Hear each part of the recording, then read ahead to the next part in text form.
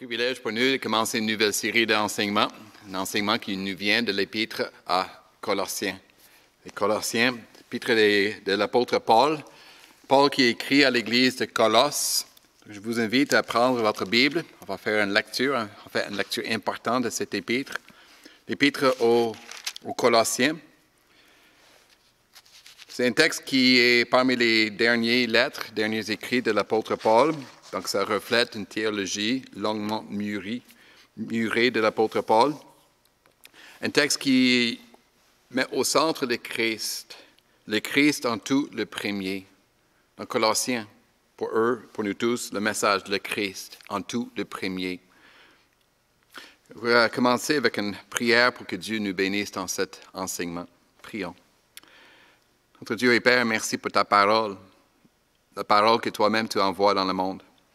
La parole que tu envoies dans le monde avec ta mission, la mission que tu veux que ta parole accomplisse.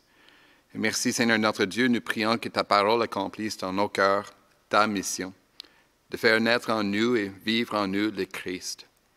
Seigneur, pour nous qui écoutons pour la première fois, que ce soit vraiment un appel à la vie nouvelle en Jésus-Christ. Et pour nous qui sommes tes enfants, que ça puisse faire grandir en nous le Christ, de faire vivre en nous le Christ, lui qui est notre tout, notre salut, la plénitude de notre rédemption. Amen. Je commence notre lecture au chapitre 4, Colossiens chapitre 4, le verset 16. Un verset, Colossiens 4, verset 16, l'apôtre Paul écrit ceci. « Lorsque cette lettre aura été lue chez vous, faites en sorte qu'elle soit aussi lue dans l'église des Laodiciens. Lisez à votre tour celle qui vous arrivera de Laodicée. » Donc, un texte qui nous parle de la lecture, d'avoir lu cet épître aux Colossiens dans l'Église, et ensuite une lettre qui a été écrite à l'Église de Laodicée. On voit dans ce texte l'importance de la lecture publique des épîtres des apôtres. En fait, la responsabilité des évangélistes, pasteurs dans l'Église, c'est la lecture publique de la parole de Dieu. L'apôtre Paul, en Timothée, chapitre 4, le verset 13, il exhorte Timothée en disant « Applique-toi à lire les Écritures dans l'Assemblée, et pas simplement à les lire, mais aussi à encourager, à enseigner cette lecture. » Cela suivait la pratique de Jésus. Comme on sait très bien, aussi les enfants, Jésus allait dans la synagogue, et dans la synagogue, il a reçu un rouleau, le rouleau des Écritures. Il lisait des prophéties comme Ésaïe, comme on peut lire Luc chapitre 4. Il faisait la lecture, puis ensuite l'enseignement. Et ce que faisait Jésus est venu de l'époque d'Esdras. Esdras, le scribe, à l'époque aussi de Néhémie, où Néhémie, chapitre 8, verset 8, il y avait la lecture des Écritures, la lecture des écrits de Moïse, pour que l'Assemblée puisse l'entendre et aussi son explication. Et cela est venu de la pratique qui était dans le temple et puis avant, dans le tabernacle, Deutéronome, chapitre 31, une exhortation à lire les écrits de Moïse toutes les années. Ce qu'on voit dans ce texte, c'est que les écrits des apôtres devraient être lus dans l'Assemblée, tout comme les textes de notre Ancien Testament, c'est-à-dire les textes de Moïse, les prophéties de Moïse et les autres prophètes. Autrement dit, les premiers croyants reconnaissaient que les écrits des apôtres étaient l'égal de la parole de Dieu, même des prophètes de l'Ancienne Alliance.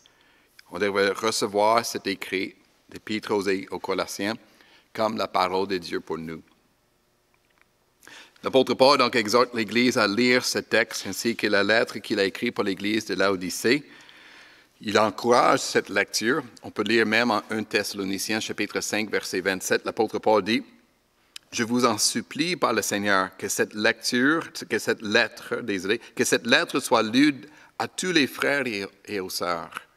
Que la lettre soit lue, que l'épître des apôtres soit lue dans les églises. » Et pourquoi? Parce que la foi vient de l'écoute de la parole de Dieu. La foi prend naissance et grandit en nous par l'écoute de la parole de Dieu, la parole qui est lue, puis aussi enseignée. Alors aujourd'hui, nous allons écouter la lecture de cet épître, l'épître de Paul écrit à l'église de Colosse, de lire cet épître aussi chez nous. C'est une lecture qui prend 12-15 minutes à faire. Moi-même, je vais ajouter quelques commentaires pour expliquer un peu le contexte historique de cette lettre, mais aussi de nous aider à suivre la structure littéraire, le fil de pensée de l'apôtre Paul. Et Dieu voulant, ça va être une belle introduction à une série d'enseignements, d'études de cet épître dans les prochaines semaines. Alors, nous commençons au début, chapitre 1, le début de cette lettre. Écoutez. De la part de Paul, apôtre de Jésus-Christ par la volonté de Dieu. Et là, nous rencontrons Paul, l'apôtre, qu'on connaît très bien, même les enfants. On a étudié son histoire, lui qui était appelé par le Seigneur Jésus-Christ sur le chemin de Damas. Il était appelé par le Seigneur à se convertir, mais aussi à devenir son apôtre, un porte-parole, un ambassadeur. C'est lui qui annonçait la parole de Dieu, la vérité. Le texte ajoute qu'il s'était écrit aussi du frère Timothée. Timothée qui était un apprenti, un jeune disciple, même un évangéliste qui travaillait avec Paul. Timothée qui était originaire de Lystre, une ville à plusieurs centaines de kilomètres à l'est de Colosse. Verset 2, nous lisons. « Aux saints qui sont à Colosse, nos fidèles frères et sœurs en Christ, que la grâce et la paix vous soient données de la part de Dieu, notre Père et du Seigneur Jésus-Christ. » L'Église qui est à Colosse. Si vous cherchez Colosse de nos jours, la ville n'existe plus. La ville n'existe plus. On est en Turquie de nos jours. Colosse était située au centre du pays, dans le sud-ouest, coin sud-ouest. 5-6 siècles avant Jésus-Christ, c'était une ville importante. C'était une ville située sur la route commerciale entre Éphèse et l'Euphrate, deux régions importantes. C'était aussi une ville connue pour la fabrication de laine teintée, qu'on appelle Colossenos. C'était aussi une ville située dans la vallée de la rivière Lissus, tributaire du fleuve Méandre. Et dans la vallée de Lissus, il y avait d'autres villes comme Laodicée et Hiérapolis, que nous allons relire au chapitre 4, versets 13 et 16. Laodicée et Hiérapolis étaient deux villes plus importantes que Colosse, qui sont devenues plus importantes, plus grandes, plus riches. Colosse, par contre, est devenu un village. Contemporain de Paul a écrit que Colosse était un petit village. Au début des années 60 après Jésus-Christ, il y a eu un tremblement de terre et la ville de Colosse ne s'est jamais relevée de cette catastrophe naturelle. On aurait oublié la ville de Colosse, sauf une épître écrite à cette église dans cette ville, et nous gardons donc le souvenir de la ville de Colosse. L'église qui était là, à Colosse, les saints qui sont réunis, ce n'est pas une église qui a été implantée par l'apôtre Paul. Probablement, l'église a commencé dans la ville de Colosse dans les années 54 à 56 après la naissance de Jésus-Christ. Vous pouvez lire l'histoire de la mission de Paul dans la ville d'Éphèse, à 200 km à l'ouest de Colosse. Actes chapitre 19, le verset 8 à 10 le raconte. Et pendant ces 2 ans, l'apôtre Paul aurait envoyé des évangélistes en régions plus éloignées, aussi dans la vallée de Lissus. Et à ce moment-là, l'évangile a été amené dans ces villes de Colosse, Laodicée et aussi Hiérapolis, et les églises étaient implantées. L'apôtre Paul le raconte, même qu'il n'a jamais rencontré ces croyants à Colosse. Chapitre 2, verset 1, si vous regardez la fin du verset 1, il dit « Pour tous ceux qui n'ont jamais vu mon visage ». Ils n'ont pas vu son visage, non pas parce qu'il était masqué, comme de nos jours avec le COVID, mais plutôt il n'est jamais allé à la ville de Colosse pour rencontrer les croyants. Donc voici une épître écrite pour une église qu'on ne peut pas rencontrer. Et même des prières pour les chrétiens qu'on ne peut pas rencontrer, très instructifs pour nous de nos jours. Alors, regardons les prières de l'apôtre Paul. Il donne un compte-rendu de ses prières pour les croyants de Colosse, comme il fait dans presque toutes les épîtres. Donc, c'est une lettre personnelle et même des prières personnelles, personnalisées selon les besoins de cette Église. Nous lisons donc chapitre 1, le verset 3. Nous disons constamment toute notre reconnaissance à Dieu le Père de notre Seigneur Jésus-Christ lorsque nous prions pour vous.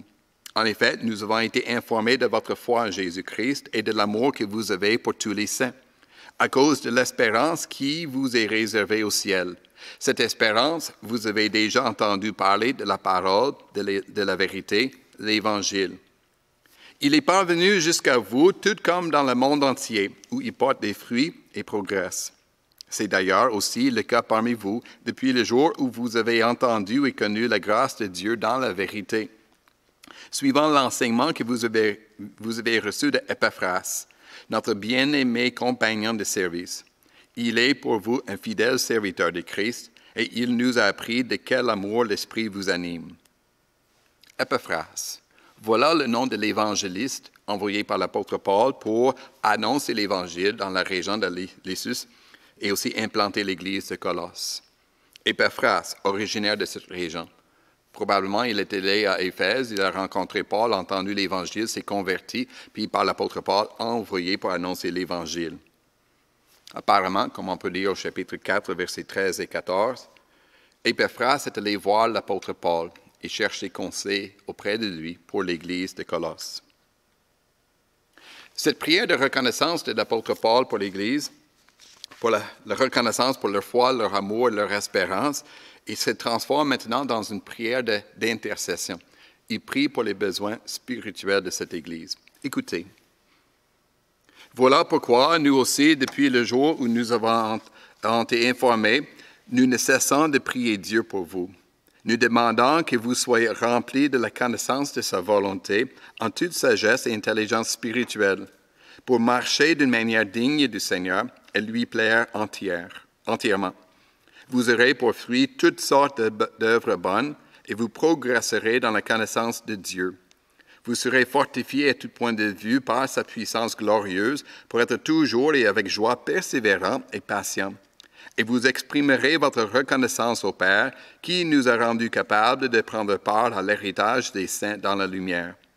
Il nous a délivrés de la puissance des ténèbres et nous a transportés dans le royaume de son Fils bien-aimé, en qui nous sommes rachetés, pardonnés de nos péchés. La mention du Fils bien-aimé de Dieu ouvre la porte pour l'apôtre pour expliquer cette œuvre de Jésus-Christ et même la personne de Jésus-Christ. On voit ici dans le texte qui suit la prééminence de Jésus-Christ, la grandeur de Jésus. Le verset 15 à verset 20 du chapitre 1 est au fond une hymne de gloire, de reconnaissance envers Jésus-Christ. Une genre de confession de foi de qui Jésus est et qu'est-ce qu'il fait. Écoutez donc. Le Fils est l'image de Dieu invisible, le premier-né de toute la création. En effet, c'est en lui que tout a été créé dans le ciel et sur la terre, le visible et l'invisible, trône, souveraineté, domination, autorité. Tout a été créé par lui et pour lui. Il existe avant toute chose et tout subsiste en lui. Il est la tête du corps qu'est l'Église. Il est le commencement, le premier-né d'entre les morts, afin d'être en tout le premier. Je prends une petite pause. Voici un texte central de cet épître. Christ, en tout le premier. Voilà la confession de l'Église. Christ, en tout le premier. Un commentateur remarque ceci. Le résumé de l'épître aux Colossiens surgit à l'endroit le plus judicieux, au cœur de l'hymne christologique. Fin de citation. Voici le résumé. Christ, en tout le premier. Puisque le Christ est le premier, donc voilà la rédemption qui est faite. Et l'apôtre Paul décrit l'étendue de l'œuvre rédemptrice de Jésus-Christ. On décrit l'étendue, la largeur de sa rédemption, qui est aussi large que la création, même aussi large que le cosmos. Comme disent les commentateurs, on parle ici du Christ cosmique. Tous les domaines de la création sont rachetés par Dieu. Écoutez, le verset 19. En effet, Dieu a voulu que toute sa plénitude habite en lui. Il a voulu par Christ tout réconcilier avec lui, aussi bien ce qui est sur la terre que ce qui est dans le ciel, en faisant la paix à travers lui par son sang versé sur la croix. Ce Christ cosmique qui est en train de réconcilier tout avec Dieu est aussi le Christ personnel, le Sauveur personnel que nous devons recevoir, en qui nous devrons croire. Écoutez, et vous qui étiez autrefois étrangers et ennemis de Dieu par vos pensées et par vos œuvres mauvaises, il vous a maintenant réconciliés par la mort de son Fils dans son corps de chair pour vous faire paraître devant lui, saints, sans défaut et sans reproche. Mais il faut que vous restiez fondés et inébranlables dans la foi, sans vous détourner de l'espérance de l'Évangile que vous avez entendu, qui a été proclamé à toute créature sous le ciel, et dans moi, Paul, je suis devenu le serviteur. Il mentionne son nom, Paul, serviteur de l'Évangile. Et donc, cela ouvre la porte à expliquer ce ministère de ceux qui sont serviteurs de l'Évangile, de cette plénitude en Jésus-Christ. L'apôtre Paul explique sa vocation et aussi, surtout, son travail personnel en faveur des croyants qui sont à Colosse. Écoutez, je me réjouis maintenant dans mes souffrances pour vous et je supplée dans ma vie à ce qui manque aux peines infligées à Christ dans son corps, c'est-à-dire l'Église. C'est d'elle que je suis devenu le serviteur, conformément à la charge que Dieu m'a confiée, pour vous, annoncer pleinement la parole de Dieu, le mystère caché de tout temps et à toutes les générations, mais révélé maintenant à ses saints. En effet, Dieu a voulu leur faire connaître la glorieuse richesse de ce mystère parmi les non-juifs, c'est-à-dire Christ en vous, l'espérance de la gloire.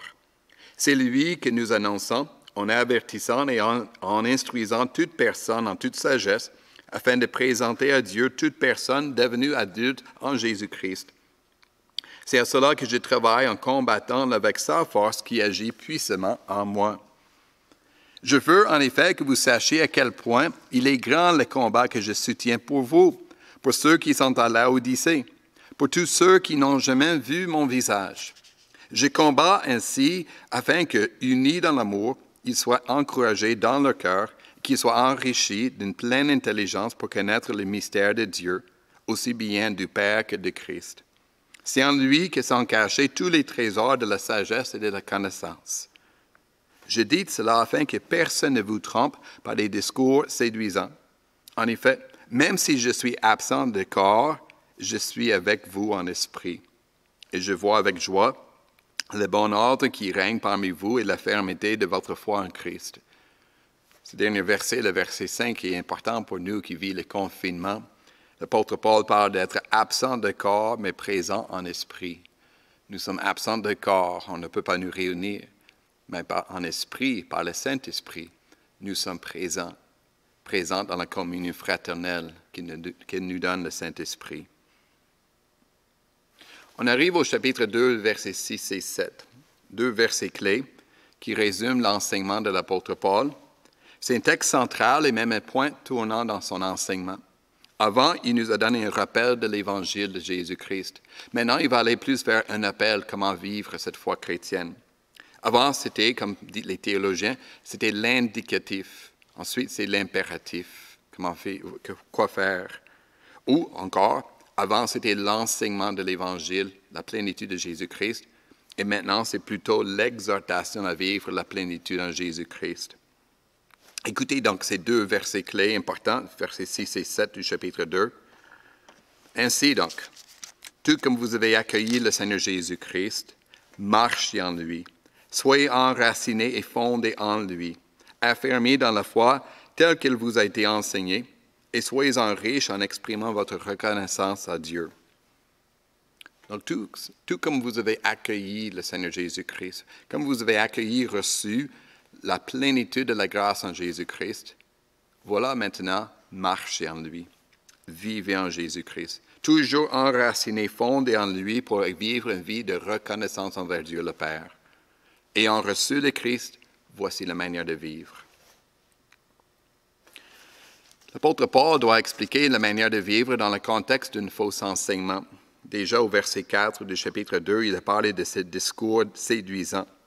Il y avait un faux enseignement qui est entré dans l'Église de Colosse, ce que les théologiens, ce que les commentateurs appellent l'hérésie colossienne. L'hérésie colossienne. Cela a été l'occasion de cette lettre. C'est l'Épaphras qui est allé à Paul, demande des conseils, et alors l'apôtre Paul a écrit cette lettre pour conseiller, diriger l'Église, même avertir l'Église contre ce faux enseignement. Cet enseignement est enraciné dans la tradition humaine, surtout la tradition juive, selon la loi de Moïse. Il y avait là un mélange de philosophie païenne aussi, et donc il y avait une forme de piété avec une emphase sur l'ascétisme et le mysticisme, avec tous ces rites. Autrement dit, il y avait dans ce faux enseignement un appel à une autodiscipline. Une autodiscipline qui peut engendrer un orgueil de performance. Un orgueil de performance parce que j'ai bien mené ma vie chrétienne, j'ai bien performé les rites demandés. L'apôtre Paul dit, ceci c'est un faux enseignement. L'antidote, la solution, c'est toute la plénitude que nous trouvons en Jésus-Christ. Écoutons donc, c'est comment la manière que l'apôtre Paul expose ce faux enseignement. Je suis au chapitre 2, le verset 8. Faites attention que personne ne vous prenne au piège par la philosophie, par des tromperies sans fondement qui s'appuient sur la tradition des hommes, sur les principes élémentaires qui régissent le monde et non sur Christ. En effet, c'est en lui qu'habite corporellement toute la plénitude de la divinité. Vous avez tout pleinement en lui, qui est le chef de toute domination et de toute autorité. C'est en lui aussi que vous avez été circoncis d'une circoncision qui n'est pas faite par la main de l'homme, mais de la circoncision de Christ, qui consiste à vous dépouiller du corps de votre nature pécheresse. Vous avez en effet été ensevelis avec lui par le baptême, et vous êtes aussi ressuscités en lui et avec lui par la foi en la puissance du Dieu qui l'a ressuscité. Vous qui étiez morts en raison de vos fautes et de l'incirconcision de votre corps, il vous a rendus à la vie avec lui. Il nous a pardonné toutes nos fautes. Il a effacé l'acte rédigé contre nous qui nous condamnait par ses prescriptions. Il l'a annulé en le clouant à la croix. Il a ainsi dépouillé les dominations, les autorités et les a données publiquement en spectacle en triomphant d'elles par la croix. Voici donc un rappel encore de comment les croyants ont été libérés de puissances humaines et même du monde invisible, pour qu'ils appartiennent à Jésus-Christ, qu'ils appartiennent entièrement à la plénitude de Christ et de sa victoire. Et alors, puisqu'ils appartiennent à Jésus-Christ, ces croyants ne devraient être plus jugés selon les rites et les règles humaines. Écoutez ce que dit l'apôtre Paul, le verset 16. Que personne donc ne vous juge au sujet du manger ou du boire, ou à propos d'une fête ou d'un nouveau mois, ou d'un sabbat. Tout cela n'était que l'ombre des choses à venir, mais la réalité est en Christ. Que personne, par son goût d'une fausse humilité, du culte des anges, ne vous prive de la victoire. Plongez dans ses visions, un tel homme est sans raison enflé d'orgueil sous l'effet de ses pensées tout humaines. Il ne s'attache pas à celui qui est la tête. C'est pourtant d'elle que tout le corps, bien nourri et solidement assemblé par ses articulations et ses liens, tire la croissance que Dieu donne. Si vous êtes morts avec Christ et aux principes élémentaires qui régissent le monde, pourquoi, comme si vous viviez dans le monde, vous soumettez-vous à toutes ces règles? Ne prends pas, ne goûte pas, ne touche pas. Elles ne concernent que des choses destinées à disparaître dès qu'on en fait usage. Il s'agit bien là des commandements et d'enseignements humains. Ils ont en vérité une apparence de sagesse, car ils indiquent un culte volontaire, de l'humilité, le mépris du corps, mais ils sont sans aucune valeur et ne servent qu'à la satisfaction personnelle. Toutes ces règles, sagesse, traditions humaines, ça vient des êtres humains. Le but, c'est pour nous libérer du mal, mais ils sont trop faibles pour nous libérer. Alors l'apôtre Paul appelle nous tous, comme les chrétiens de Colosse, il nous appelle tous à revenir à Christ, à sa victoire glorieuse, à la vie libérée et nouvelle en lui. Il faut élever notre regard vers le Christ, qui est la source de notre nouvelle vie. Écoutez ce que nous exhorte l'apôtre Paul, chapitre 3. Si donc vous êtes ressuscités avec Christ, recherchez les choses d'en haut, où Christ est assis à la droite de Dieu. Attachez-vous aux réalités d'en haut et non à celles qui sont sur la terre. En effet, vous avez connu la mort et votre vie est cachée avec Christ en Dieu. Quand Christ, notre vie, apparaîtra, alors vous apparaîtrez aussi avec lui dans la gloire. Notre vie est déjà cachée en Jésus-Christ, déjà avec le Christ vivant. Et puisque lui est vivant, nous sommes aussi vivants. Vivants pour un nouveau comportement. Et donc, l'apôtre Paul nous appelle non pas à des cérémonies humaines, mais plutôt à un comportement selon le Christ. Écoutez le verset 5. Faites donc mourir en vous ce qui est terrestre, l'immoralité sexuelle, l'impurité, les passions, les mauvais désirs et la soif de posséder, qui est une idolâtrie. C'est à cause de cela que la colère de Dieu vient sur les hommes rebelles.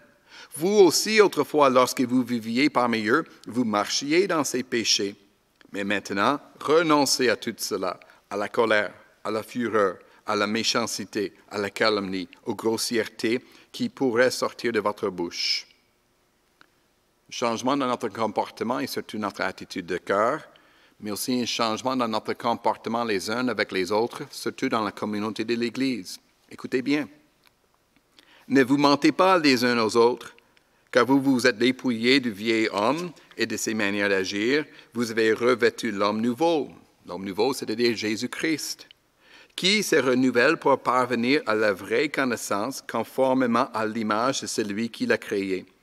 Il n'y a plus ni juif ni non-juif, ni circoncis ni incirconcis, ni étranger ni sauvage, ni esclave ni l'homme libre, mais Christ est tout et en tous. Ainsi donc, en tant qu'être choisi par Dieu, saint et bien-aimé, revêtez-vous des sentiments de compassion, de bonté, d'humilité, de douceur, de patience. Supportez-vous les uns les autres.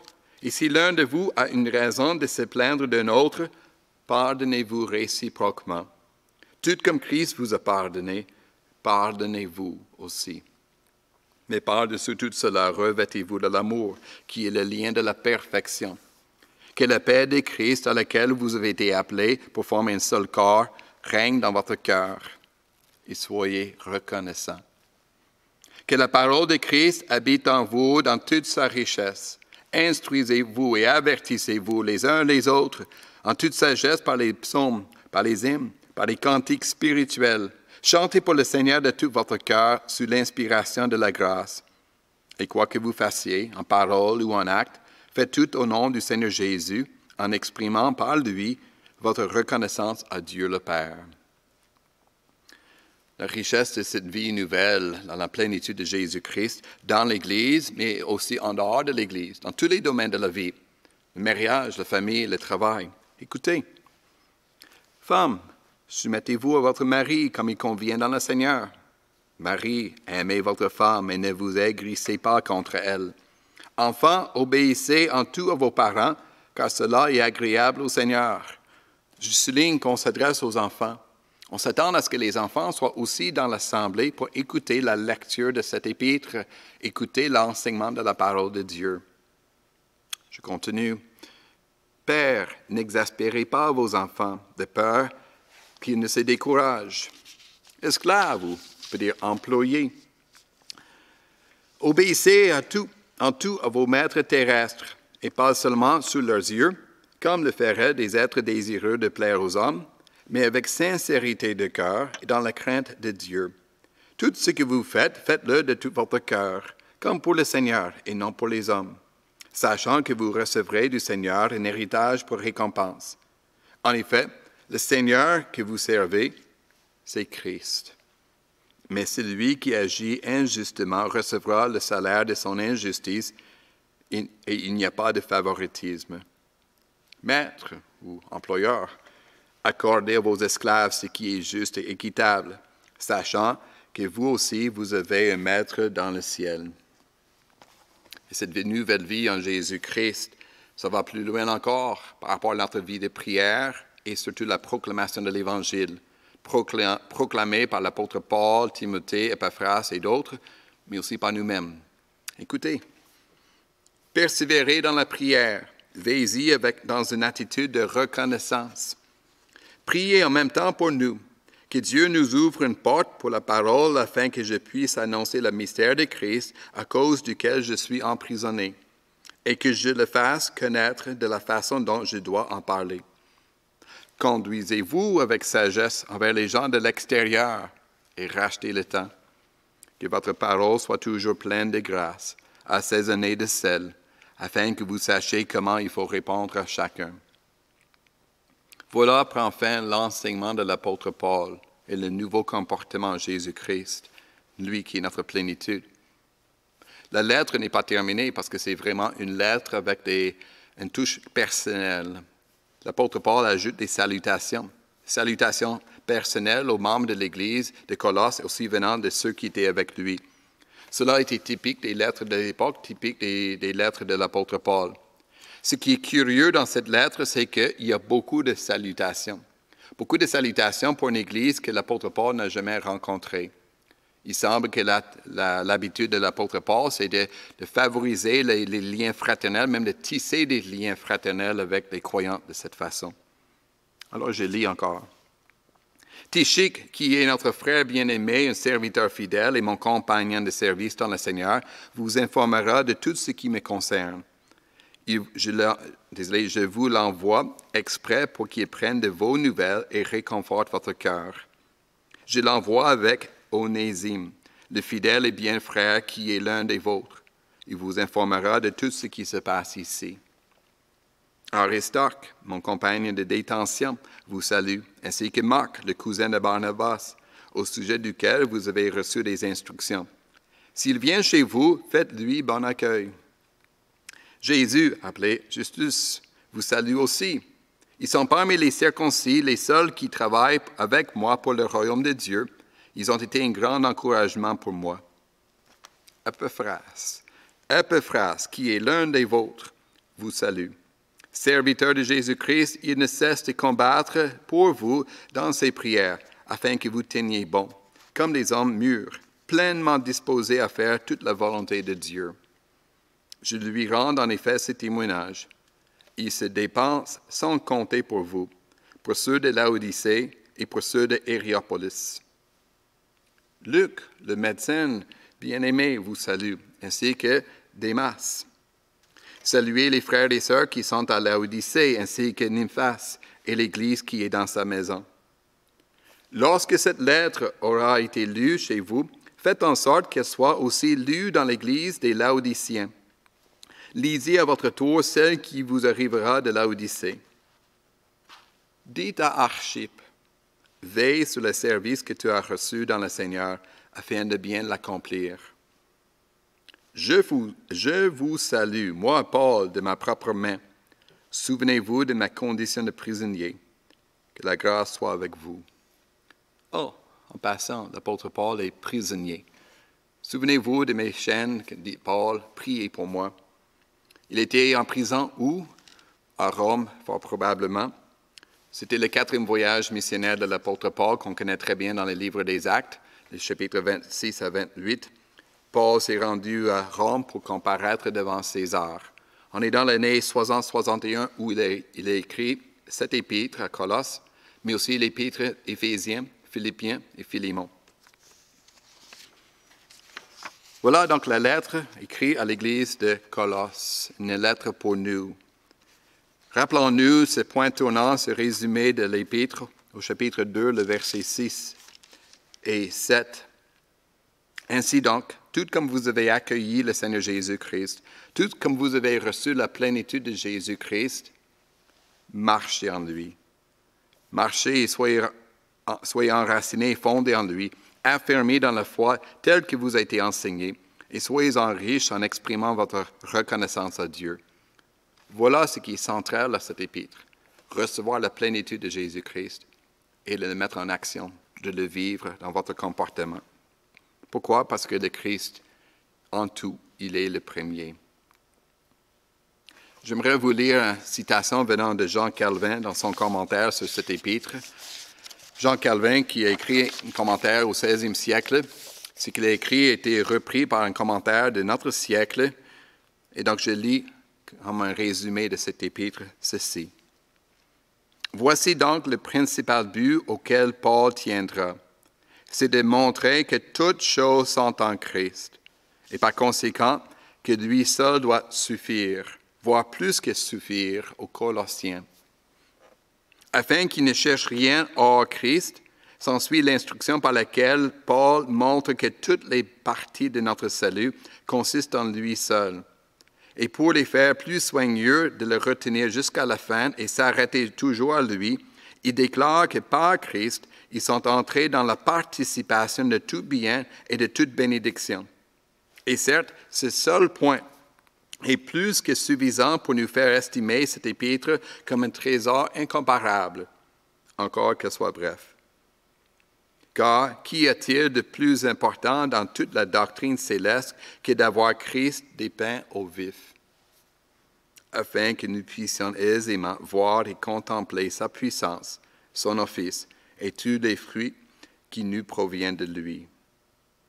Fin de citation. Comme dit Jean Calvin, ce qui est le plus précieux, c'est d'avoir Christ dépeint au vif.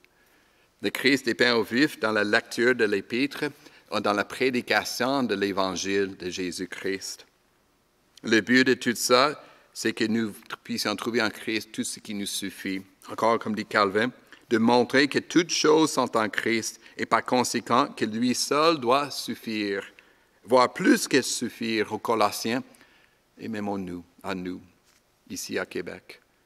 Le Christ nous suffit, parce que Christ, en tout, est le premier. Amen.